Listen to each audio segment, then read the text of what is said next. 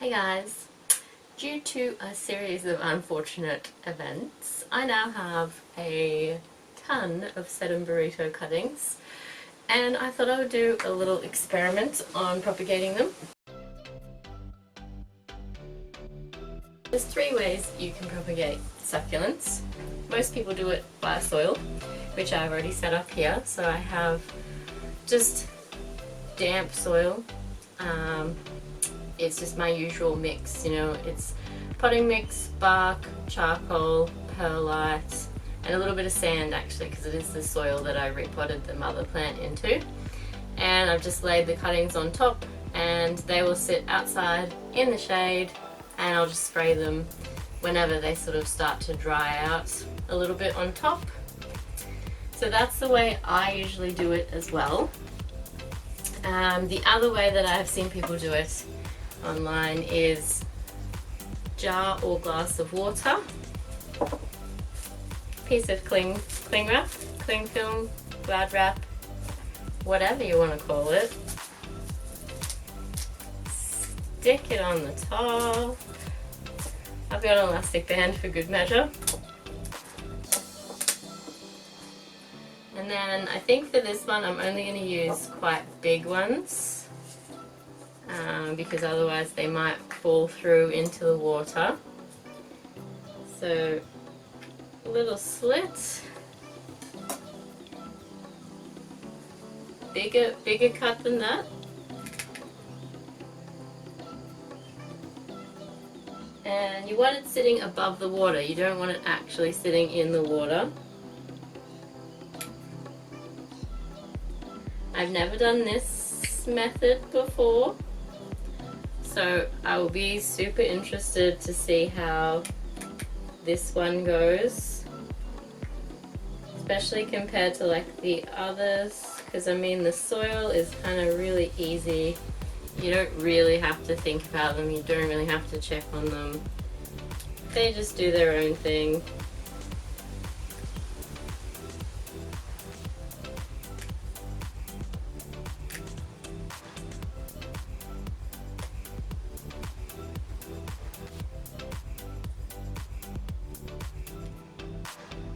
I think two more.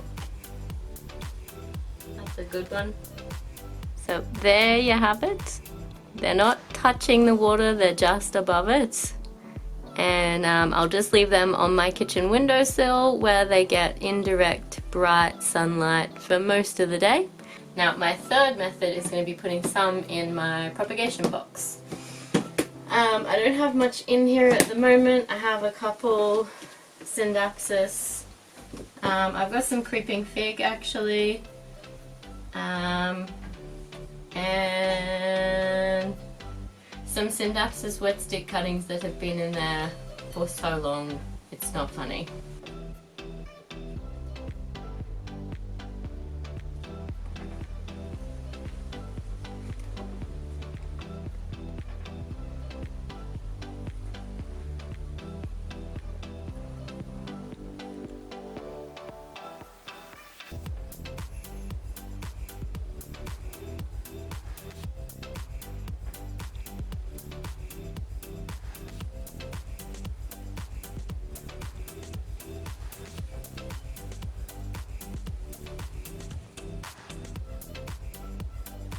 It's been 2 weeks since I took the sedum burrito cutting, so let's check in and see how they're going. First up, let's look at the ones in the propagation box.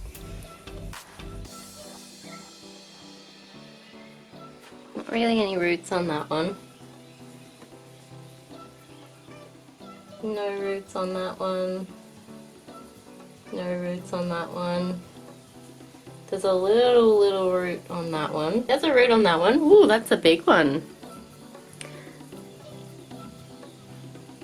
That's quite a significant root. Yeah, so there's a few from the propagation box with roots, but not a whole lot. Let's have a look at the ones that are just sitting on top of soil. There's not much going on with them, to be honest. None of them have roots. Some of them are a bit yellow and festy looking. I don't know. It's not looking great. And then I've got the larger cuttings that are in soil that actually look pretty happy. They're going pretty good. I have the large one that's by itself, and it actually does have a root forming on the end there. So that's actually pretty successful, I think. Okay, let's have a look at the little guys that are sitting above the water. Nothing. Nothing. Nothing. Well, this one has a little root on it. There you go. Nothing. Nothing. Nothing. So far the worst performing actually is the ones just laying on the soil. All of the others have at least a few that have some roots forming. It's been 3 weeks since I put the sedum burrito cuttings in, so let's have a look at what they're doing in the sphagnum. This one here definitely has some roots on it.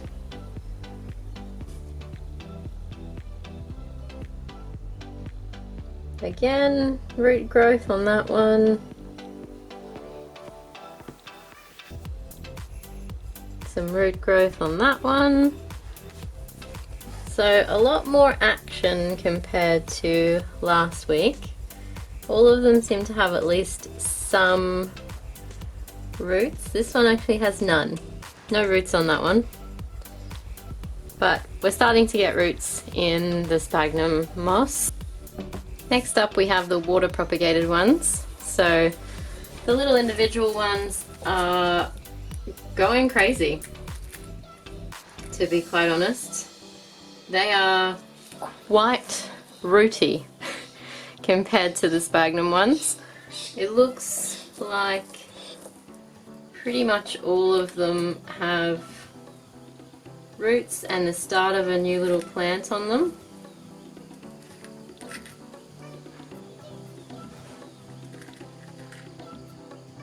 Yep, that's a 100% success rate. And I should mention I have thrown out some of the cuttings that were in sphagnum because they rotted, and some of the cuttings that have been sitting in dirt outside have rotted as well. Now I've also got this guy who is obviously a much larger cutting, and he's going pretty well in the water as well. Got quite a lot of roots. Final method is the just chucking them on the top of soil surface. This one has the least amount of roots of all of the methods. I don't really need to lift them off. I think you can see there's just kind of like a few that have a few kind of dodgy looking roots hanging off them here and there. They seem to be kind of focusing on growing a new plant rather than roots first up. So it's yeah, slowest results from this one, but they are doing something. But I've definitely lost cuttings this way, whereas with the water method I haven't lost any of those cuttings, and there's a lot fewer of those cuttings to start with. It's been about a month since we caught up with the sedum burrito cuttings, and if you were wondering why it kind of seemed like a different outdoor dirt pot, that's because I have 4 of these, so I figured I may as well show you all of them today, show you that they're all about the same. They all have a little bit of roots with the start of some leaves growing. They're doing a lot better than they were initially. I don't know whether that's because it's been raining for about a week now, so it's much more of a damp environment for them, but I didn't think they wanted the dampness so much because I kept them a bit damp initially, and a lot of them rotted, but they're doing pretty good now. Some of them are still gonna perish, I'm pretty sure. I can't believe it's been a month, like where has that time gone? But they're still, yeah, they are what they are. They're looking better. Moving on to the water propagation ones. Now the full stem in water is, yeah, growing hectic. I would say that's ready for soil now. I don't know whether I'll plant it out now or whether I'll keep it as a comparison, but it's growing pretty good. I think it's got a bit of new growth on the tip of it too, In terms of the individual leaves that are in water, they're still mostly roots, but they're a pretty good root system, I guess, considering.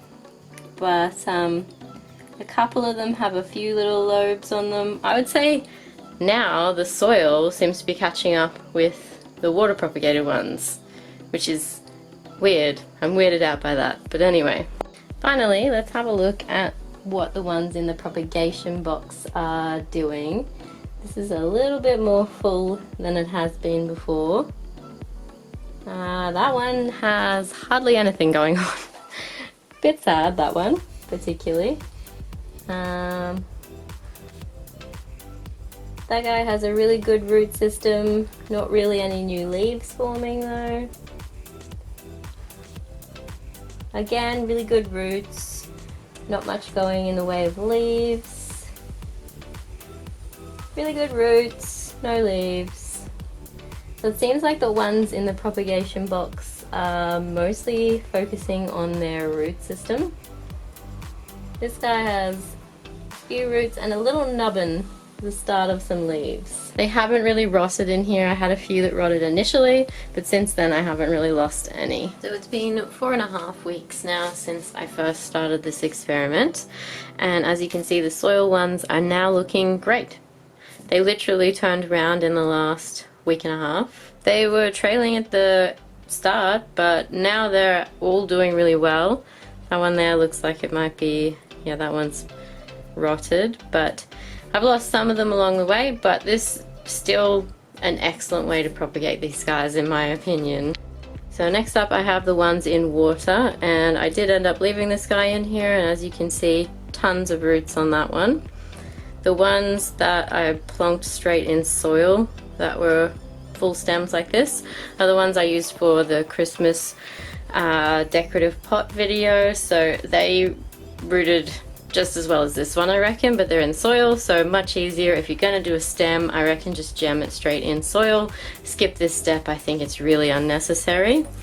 I think the ones in here are doing really well, but my feeling is that they probably need to go in soil at this stage because they've all got roots and leaves on them, but they're starting to look stretchy. So when they don't get enough bright sunlight, they kind of stretch out and go a bit long and ugly, like that one's a good example. So I'm going to be planting these guys out today, I think, because they've kind of, I feel like this experiment has reached its end point. I don't think there's any point in going any further, so that's going to be these guys transitioned to soil, and I'm going to have more than I know what to do with of these plants.